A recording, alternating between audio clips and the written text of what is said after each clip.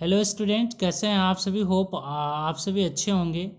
तो हम लोगों ने ऑनलाइन वीडियो के माध्यम से पढ़ना शुरू कर दिया है 10th का first chapter real number. I hope कि मेरा लेक्चर फर्स्ट देखे होंगे। ये सेकंड लेक्चर है जिसमें आपको उससे आगे बताया जाएगा। तो फर्स्ट लेक्चर आप अवश्य ही देख लीजिएगा। और इस बार भी हर बार जब भी आप कोई भी वीडियो देखें ऑनलाइन तो एक नोटबुक और पेन ज़रूर रेडी रखें, क्योंकि इसके ड्यूरिंग बहुत सारी ऐसी चीज़ें बताई जाएंगी जो आपको पता नहीं होगा, उसको अवश्य ही आप नोट कर लीजिएगा। ठीक है। तो आज इस लेक्चर में सेकंड लेक्चर में हम लोग फर्स्ट लेक्चर में हम लोग लेमा तक पढ़े थे, तो आज लेमा से आगे हम लोग पढ़ेंगे। थोड़ा सा लेमा भी मैं आपको बताऊंगा। तो लेमा क्या होता है, जैसे कि आप देख पा रहे होंगे लेमा लिखा गया है। लेमा मैं पिछले वीडियो में भी आपको बताया था, तो एक बार मैं और बता देता हूँ। Lemma is a proof statement use for proving another statement. Lemma जो है एक स्टेटमेंट है। स्टेटमेंट आई होप आप जरूर जानते होंगे, इंग्लिश में भी पढ़े होंगे। 9th में मैथ्स में भी मैं बताया था आप लोग को क्लासरूम में। तो लेमा भी एक तरह का स्टेटमेंट है जो प्रूफ्ड स्टेटमेंट है, जो दूसरे स्टेटमेंट को प्रूफ करने के लिए क्या यूज किया जाता है। तो आप इसका डेफिनेशन से याद कर लीजिएगा। Lemma is a proven statement use for proving another statement. Okay. तो लेमा इतना ही है, एक प्रूफ्ड स्टेटमेंट है जो दूसरे स्टेटमेंट को प्रूफ करने के लिए यूज होता है। उसके बाद सेकंड में है अल्गोरिदम। तो अल्गोरिदम क्या है, आई होप आप पहली बार पढ़े होंगे तो थोड़ा सा कंफ्यूज होइएगा। जो लेमा है और एल्गोरिदम है ये एक दूसरे से बहुत ही क्लोजली जुड़े हुए हैं। कैसे जुड़े हुए हैं मैं आगे आपको बताऊंगा। बहरहाल इसका डेफिनेशन देखिएगा। Algorithm is a series of well defined steps which gives a procedure for solving A type of problem. करें कि अल्गोरिदम क्या है, एक वेल डिफाइंड स्टेप्स है जिसका हम यूज क्या करते हैं, which gives A procedure for solving A type of problem. किसी प्रॉब्लम को सॉल्व करने में यूज किया जाता है। ठीक है। आपको अल्गोरिदम और लेमा में आगे चलकर मैं डिफरेंस अभी बता रहा हूँ, लेकिन थर्ड जो हेडिंग डाला गया है उसको देखिए, यूक्लिड्स डिवीजन लेमा। तो यूक्लिड्स आप लोगों ने नाम 9th में ही सुना होगा, ये एक मैथमेटिशियन है। डिवीजन डिवाइड आप लोग पढ़े ही हैं, लेमा पढ़े ही हैं। तो यूक्लिड्स डिवीजन लेमा क्या है, इसके लिए मैं थोड़ा सा आपको डिवीजन का कंसेप्ट बता रहा हूँ। आई होप आप लोगों ने जरूर पढ़े होंगे। तो डिवीजन जब आप पढ़े होंगे, ठीक है, तो हम किसी नंबर से, जैसे आप 45 में 14 से डिवाइड कर रहे हैं। ओके। तो 45 3 जा 42, सॉरी 14 3 जा 42, जब माइनस कीजिएगा तो 3 आ जाएगा। तो इस जो प्रोसेस है इसका, इसमें 14 का नाम क्या होता है, डिवाइजर होता है। और 45 का नाम क्या होता है, डिविडेंड होता है। 3 का नाम क्या होता है, कोसेंट होता है। और इसका रिमाइंडर भी 3 आया हुआ है। तो डिवीजन ये आप बहुत पहले 3 4 से ही पढ़े होंगे। इसमें सबका नाम दिया गया है। और आपको मैं बता दूं, इसी को और थोड़ा सा चेंज करके लिख दिया जाएगा। इसका नाम हो जाएगा यूक्लिड्स डिवीजन लेमा। यही है यूक्लिड्स। यहाँ से एक फार्मूला भी तैयार होता है, लाइक जब डिवाइजर और कोसेंट में मल्टीप्लाई करके रिमाइंडर को ऐड कर दीजिएगा तो डिविडेंड मिल जाता है। लाइक 14 3 जा 42, और 42 में जब 3 को ऐड कीजिएगा तो 45 मिल जाता है। यहाँ से एक फार्मूला तैयार हो जाता है, dividend equal to divisor into quotient plus remainder. I hope आप इसे बहुत पहले ही जानते होंगे। यही है यूक्लिड्स डिविजन्स लेमा। इसी को थोड़ा सा देखिए मॉडिफाई किया जा रहा है। जो डिविडेंड है इसको हम ए कहेंगे। ओके। जो डिवाइजर है बी कहेंगे, कोसेंट है उसको क्या बोलेंगे, क्यू कहेंगे, और रिमाइंडर है इसको आर। और ये सारे ए बी क्यू आर क्या होगा, स्मॉल से डिनोट किए जाएंगे। तो फाइनली ये फॉर्मूला तैयार हो जाएगा, a equal to b q plus r. A equal to b q plus r, जहाँ आर का वैल्यू क्या होता है, वेयर आर का जो वैल्यू होता है 0 से लेकर और बी से छोटा होता है। बी देखिए कोसेंट है बी, थोड़ा सा ऊपर कीजिएगा। बी जो होता है कोसेंट है, यहाँ पे देख पा रहे होंगे। और बी का वैल्यू जो होता है ना, सॉरी आर का जो वैल्यू रिमाइंडर बी से हमेशा छोटा होता है, आप लोगों ने देखे होंगे। तो इसको पढ़ते हैं, आर का जो वैल्यू होगा जीरो भी हो सकता है, जीरो का इक्वल भी हो सकता है, जीरो से बड़ा भी हो सकता है, लेकिन बी से हमेशा छोटा होगा। बी मीन्स डिवाइजर से हमेशा छोटा होगा। तो हम इसी को क्या कहेंगे, यूक्लिड्स डिवीजन लेमा बोलेंगे इसको। तो जैसे कि आप देख पा रहे होंगे, यहाँ जो डिवाइजर है, डिवाइजर को हमने ए नाम दिया है, और जो डिविडेंड है उसका नाम क्या दिया है, बी दिया है। ओके, तो जो रिमाइंडर होगा वो हमेशा डिवाइजर से क्या होगा, छोटा होगा, इक्वल भी नहीं हो सकता है। उसी चीज को यहाँ पे लिखा गया है, यहाँ पे आप देख पा रहे होंगे, जो आर का वैल्यू होगा वो बी से छोटा होगा, और रिमाइंडर जीरो हो सकता है, जीरो से बड़ा हो सकता है। लाइक 45 को यहाँ पे जो लिखा गया है 45, उसको हम अगर इस पे सेट करें, a equal to b q plus r पे, इस पे हम सेट करें तो क्या मिलेगा, 45 ए का वैल्यू है इक्वल टू बी का वैल्यू 14, और क्यू कितना है 3 है, और आर भी क्या है 3 है।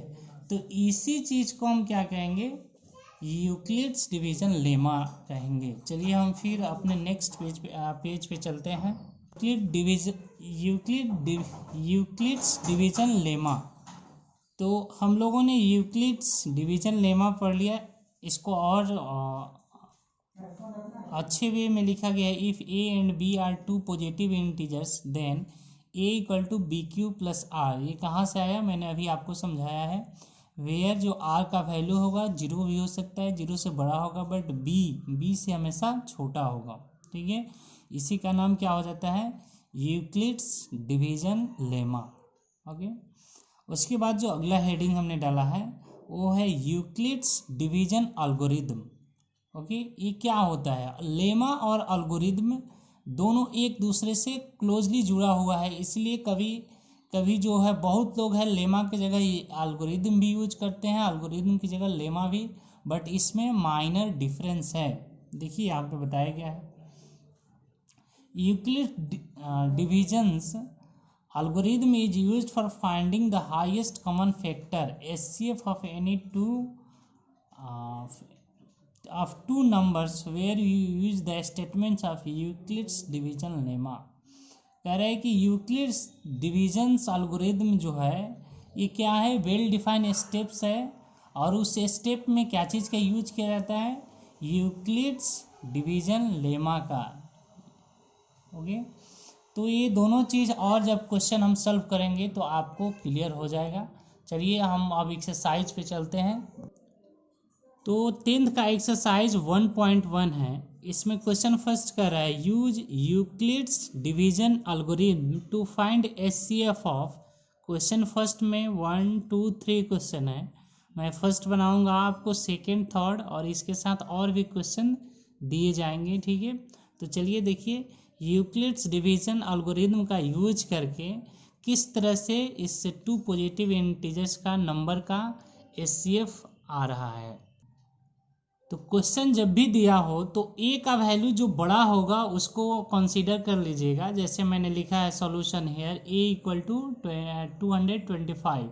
जो दो इंटीजर्स दिए जाएंगे, जो दो नंबर्स होंगे, उसमें जो ग्रेटर होगा वो ए का वैल्यू होगा, और जो लेसर होगा, जो छोटा होगा, वो क्या होगा, बी का वैल्यू होगा। ठीक है, उसके बाद लिखा गया we know that a equal to b q plus r, where जो आर का वैल्यू होगा जीरो से लेकर और बी से छोटा होगा। ओके, तो a equal to b q plus r को क्या कहा जाता है, यूक्लिड्स डिवीजन लेमा बोला जाता है। इसी पे हम अब क्या करेंगे, इस दोनों को सेट करेंगे। जो ये इक्वेशन लिखा गया है a equal to b q plus r पे, तो इसका HCF निकालना है। तो सबसे पहले हम क्या लिखेंगे, 225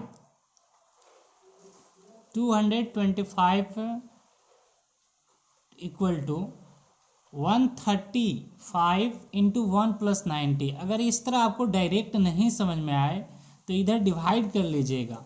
135 में हम डिवाइड कर रहे हैं, से डिवाइड कर रहे हैं 225 में, तो 135 वन जा 135, यहाँ रखकर माइनस कीजिएगा तो क्या आ जाएगा 90 आ जाएगा।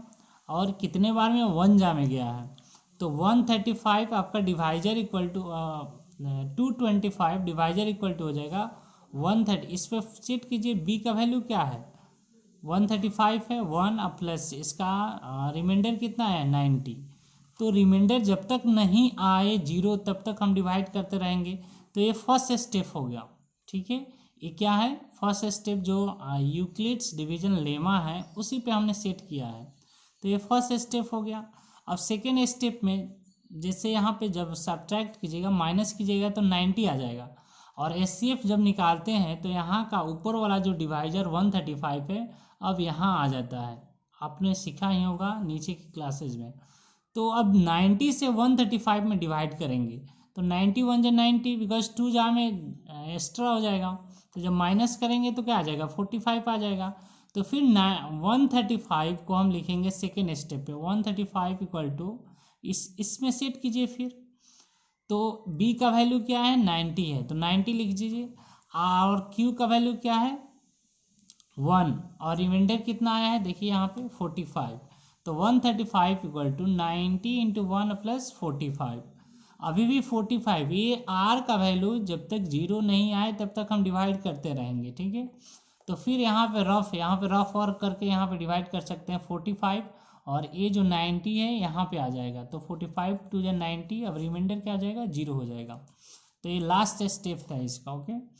तो 90 इक्वल टू 45 इंटू 2 और रिमाइंडर क्या हो गया कट गया यानी 0 आ गया, ठीक।